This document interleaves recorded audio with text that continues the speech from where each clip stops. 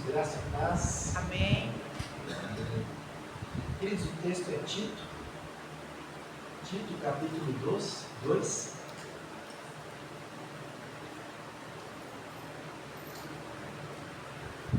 Nós vamos ler os versículos 1 ao 10. Tito 2, de 1 a 10.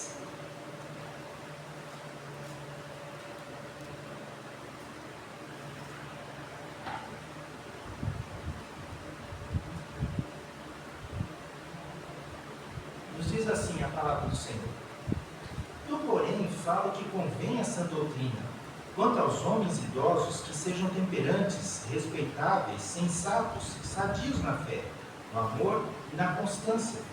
Quanto às mulheres idosas, semelhantemente, que sejam sérias em seu proceder, não caluniadoras, não escravizadas a muito vinho, sejam mestras do bem, a fim de instruírem as jovens recém-casadas a amarem ao marido e a seus filhos, a serem sensatas, honestas, boas donas de casa, bondosas, sujeitas ao marido, para que a palavra de Deus não seja difamada. Quanto aos moços, de igual modo, exorta-os para que em todas as coisas sejam criteriosos. Torna-te pessoalmente padrão de boas obras. No ensino, mostra integridade, reverência, linguagem sadia e irrepreensível, para que o adversário seja envergonhado, não tendo indignidade nenhuma que dizer a nosso respeito. Quanto aos servos, que sejam em tudo obedientes ao seu Senhor, dando-lhe motivos de satisfação, não sejam respondões, não furtem, pelo contrário, deem prova de toda a fidelidade, a fim de ornarem em todas as coisas a doutrina de Deus, nosso Salvador. Vamos orar mais uma vez, queridos? Pedimos, Pai, graça, misericórdia da Tua parte, iluminação do Teu Santo Espírito para falares aos nossos corações nesta noite. Pedimos, Senhor, que a Tua palavra seja exposta com fidelidade, que o Teu nome seja glorificado aqui neste lugar. Fica conosco, Senhor. Nos abençoe, dirige as nossas vidas, as nossas mentes e o nosso coração para entrarmos em conformidade com aquilo que o Senhor quer nos falar nessa noite. Assim nós oramos e te agradecemos em nome de Jesus Cristo. Amém. Obrigado. Queridos irmãos, quando nós pensamos no Sermão da Montanha, Cristo começou a pregar no capítulo 5, e conforme ele foi pregando todo aquele discurso, quando ele chegou no capítulo 7, no finalzinho, lá nos versículos 24 e 27, ele disse o seguinte, ele propôs uma parábola. Ele disse: todo homem que ouve estas palavras e as pratica, será semelhante a um homem que edificou uma casa sobre a rocha. Vindo a tempestade, vindo as chuvas, deu com ímpeto contra aquela casa. E sendo forte a tempestade, não conseguiu derrubar aquela casa, porque a casa estava firmada na rocha.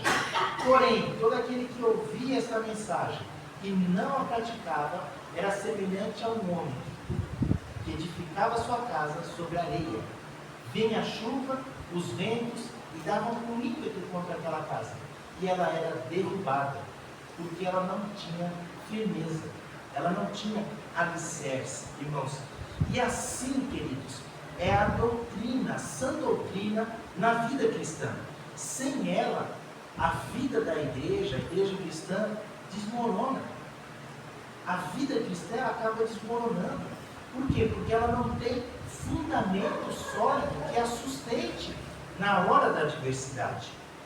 Em versículos anteriores, nós vemos o apóstolo Paulo afirmando, para ser mais exato, versículo 12, que os cretenses, sempre mentirosos, feras terríveis e ventres preguiçosos. Foi o tema que nós trabalhamos na semana passada. E Paulo disse: tal testemunho sobre os cretenses é verdade, é exato. E isso, irmãos, foi afirmado por um profeta deles, considerado profeta, chamado Epimênides. Ele disse isso sobre o povo. Mas Paulo ordena a Tito: pregue a palavra fiel, a fim de que os cretenses, os variados grupos que formavam a igreja de Creta, fosse diferenciado. os jovens, os idosos, homens, mulheres, eles seriam diferenciados justamente pela pregação da palavra. Os crentes de Creta deveriam ser diferentes dos demais cretenses. Eles deveriam fazer a diferença. Essa verdade do versículo 12 não deveria se aplicar a nenhum deles. A expressão colocar a casa em ordem, que aparece no versículo 15, passa-nos por uma orientação às famílias também. Tito foi deixado em Creta para organizar as igrejas, colocar em ordem as igrejas, constituir presbíteros, ensinar-lhes a ser fiel às sãs doutrinas. E com isso também, não só a igreja, mas as famílias cristãs também deveriam passar por esse processo de serem organizadas, de demonstrarem a Cristo. E isso também baseado na sã doutrina. Os presbíteros, verdadeiramente consagrados, eles deveriam pregar essa palavra. Ele deveria silenciar a voz daqueles que, por meio de suas falsas doutrinas e práticas, estavam contaminando as igrejas. E para que viesse a florescer, irmãos, a vida congregacional. Infelizmente, no assunto que nós vamos tratar hoje, muitas vozes hoje em dia estão entrando no meio da igreja. E não é apenas de falsos mestres, mas muitas coisas têm interferido no assunto família. E tem destruído e minado as famílias. Isso, irmãos, demonstra no texto, como no início, que a transformação da igreja, ela passa consequentemente pela pregação da palavra. E a transformação das famílias passa pela pregação da palavra. Com isso, eu quero iniciar dizendo o seguinte: Paulo diz a Tito: tu, porém, fala o que convém à sã doutrina. Note, irmãos, que Paulo ele levanta um contraste novamente aqui entre Tito e os falsos mestres. Ele terminou no capítulo 1 falando dos falsos mestres, mas quando ele começa o capítulo 2, ele se dirige a Tito e fala: tu, porém, seja diferente. E de início nós vemos um claro contraste entre os falsos mestres e os verdadeiros mestres dos versículos anteriores. Paulo define para Tito qual era a base sobre a qual a organização da igreja e a organização das famílias seria definida. Enquanto os falsos mestres pregavam fábulas judaicas e mandamentos de homens, Tito deveria pregar a sã doutrina. Esta exortação, queridos, a Tito, mostra que era para ensinar o que era conveniente na igreja de Deus, conforme os ensinos corretos da fé cristã. Era o que demonstrava e alcançava efetivamente a mudança tão necessária na ilha de Creta. A pregação fiel da palavra é o que de fato muda a vida das pessoas. Em todas as cidades, a pregação da palavra é o que muda essas pessoas. Pessoas, queridos, amadurecerão quando aprenderem a reconhecer e a praticar a vontade de Deus. Porém, elas adoecerão quando agirem ignorando as orientações que a palavra de Deus traz. Igualmente, quando, mesmo conhecendo a vontade de Deus, não atuam, elas acabam adoecendo, enfraquecendo e às vezes até sucumbindo. A segunda coisa que Paulo diz a Tito nesse texto é o caráter dos homens mais velhos. Quanto aos homens idosos, que sejam temperantes, respeitáveis, sensatos, sadios na fé, no amor e na constância. Essas características, irmãos, essenciais, que deveriam marcar a vida dos homens mais velhos da igreja. Temos nessas características as orientações de Paulo, que são dadas a Tito, para que dirigisse e orientassem os homens mais velhos da igreja. Há uma ênfase aqui, queridos, na maturidade espiritual. Há uma ênfase nessas características que mostram o equilíbrio emocional mostram firmeza na fé. Estes homens, eles deveriam servir de exemplo para os homens mais novos, sendo seu exemplo de maturidade e fé cristã, dando orientações, dando conselho, servindo de exemplo. Temos aqui, irmãos, um princípio do discipulado cristão. Temos aqui este ensino que está presente nas Escrituras, onde os homens mais velhos ensinam os homens mais novos como se comportarem. E sim, o padrão, o comportamento masculino, ele é aprendido. Ele é aprendido. Os homens mais velhos, os homens mais novos. É isso que as Escrituras nos ensinam. Consequentemente, Paulo diz que estes homens deveriam ser temperantes. A palavra no original ela traz a ideia de uma pessoa sóbria, abstinente de vinho, não intoxicado. Olha que interessante. As palavras respeitáveis e sensato trazem também a ideia de ser sóbrio, de serem pessoas que têm consciência daquilo que estão fazendo, estão em seu pleno juízo e sua plena razão, ensinando os mais jovens. Ao que parece, irmãos, ser sadio na fé, no amor e na constância passa por uma sobriedade. E as pessoas têm que se manter intoxicadas.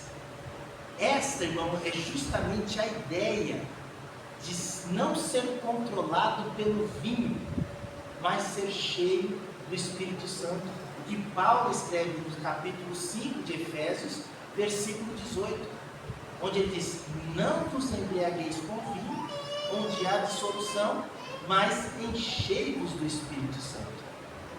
Essa sobriedade mostra que o vinho não deveria governar os homens mais velhos, mas sim o Espírito Santo. Este deveria ser o guia daqueles homens.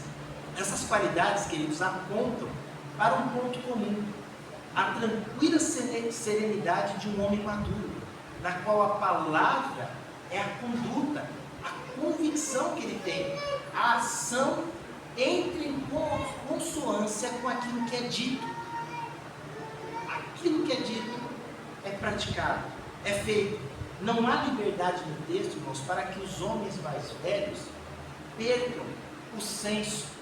Não há liberdade no texto para que os homens mais velhos percam o filtro e digam o que bem entendem. Muitos hoje em dia, com a desculpa de já serem mais velhos, falam e agem da maneira que bem entendem e usam a desculpa de estarem velhos e de terem a liberdade de agir assim. O homem cristão, não. Muito pelo contrário. Não é a idade que o governa, mas é o Espírito Santo. Ele tem controle daquilo que fala, ele tem controle da maneira como se porta, ele se comporta com decência, como diz o texto. Ele é sadio, ele é respeitável, ele é temperante, ele é constante. Não há liberdade na idade para se fazer o que bem. A exortação aqui, queridos, é que os homens mais velhos ensinem os mais jovens com a palavra e com o exemplo. Os preceitos, queridos, que está descrito são positivos, ou seja, espera-se que os homens mais velhos pratiquem esse tipo de coisa. E não, ao contrário, quando é dito não façam isso, mas sim façam esse tipo de coisa.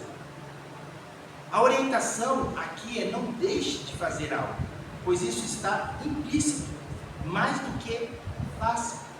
Tome a iniciativa, é o que Paulo está dizendo para aqueles homens. Nós poderíamos dizer de uma certa forma, quando nós olhamos para esse texto, é como se o apóstolo Paulo estivesse empurrando os homens. Olha, vão e façam, sejam assim, sejam desta maneira, ajam desta maneira, porque vocês precisam dar o exemplo para os homens mais novos. Paulo nos está empurrando, né? Mas ele continua, ele fala tanto aos homens quanto às mulheres mais velhas, né? E aqui é interessante, queridos, porque no texto anterior que nós falamos no domingo passado, eu falei a respeito do presbítero bispo, ou seja, o presbítero que é superintendente na igreja. É um homem mais velho também. A palavra para homem mais velho no grego é presbítero. E por que eu falei que haveria diferença quando nós chegássemos no capítulo 2? Porque no capítulo 1 ele fala do presbítero bispo, mas quando ele chega aqui no capítulo 2, que ele fala quanto aos homens idosos, ele usa a expressão presbítero. Essa é a expressão grega, presbítero. Só que até aí, tudo bem. E quando nós chegamos no capítulo, no versículo 3, ele vai falar quanto às mulheres idosas. E qual é a palavra que aparece lá? Presbítera. Aí, se não me explicar, cria-se um problema, porque aparece presbítero e presbítera. Só que a distinção do capítulo 2, de acordo com o contexto, é de pessoas mais velhas mesmo. É no significado da palavra, né? Enquanto a do capítulo 1, ele se refere ao presbítero bispo, é o presbítero superintendente que supervisiona o rebanho de Cristo.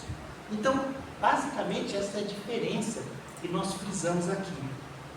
E estes homens e estas mulheres, elas eram mais velhas. Agora, essa questão de ser mais velho, irmãos, não significa necessariamente idade. Significa maturidade. A pessoa pode ser até mais velha na idade, mas às vezes não tem a maturidade necessária.